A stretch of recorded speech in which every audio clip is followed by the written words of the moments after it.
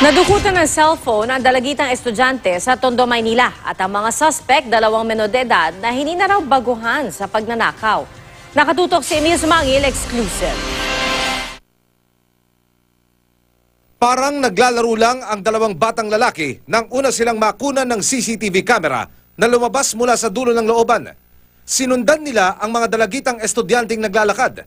Dinikitan sa likuran ng isa sa mga batang lalaki ang babaeng naka-uniforme at mapapansing tila ba may ginagalaw sa shoulder bag nito. Pero tila nakaramdamang babae kaya't lumayo ang bata. Nang maglakad ang mga estudyanteng babae, muling bumuntot ang 2 batang lalaki hanggang sa kabilang eskinita. Hindi na makikita sa kuha ng CCTV, pero pagliko raw ng babae sa dulo ng looban, dinukot na dito ng bata ang cellphone mula sa bulsa ng shoulder bag ng dalagita. Pagkakuha, takbo na palayo ang 2 bata.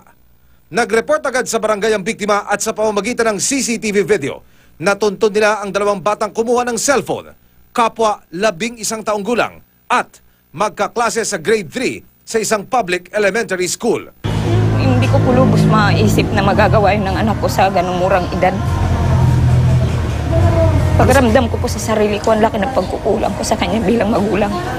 Hindi naman ako nagkukulang sa kanya. Gusto ko yun, huwag na niya na ulitin. Ayoko nang ganun, yung nakakaya ko eh. Na-recover at naibalik na sa biktimang grade 7 student ang cellphone na dinukot sa kanya. Ayon sa barangay, hindi baguhan sa pandurukot ang 2. Tinanong ko ang salita pa niya, nagtuturoan pa sila eh. Ang sagot nitong isa, ilang beses na natin ginawa magkasama tayo eh. Paiigtingin pa raw ng barangay ang ordinansa sa mga internet shops para mailayo ang ilan sa mga batang nagugumon sa paglalaro. Pero umapila sila sa mga magulang na makipagtulungan. Hanggang 10 o'clock lang sila. Bawal magpalaro ng mga estudyante, lalo na yung naka-uniform, yung galing sa ano. Pero hindi rin natin maiiwasan kasi pagka sinita mo, ang sasabihin, gumagawa ako ng assignment.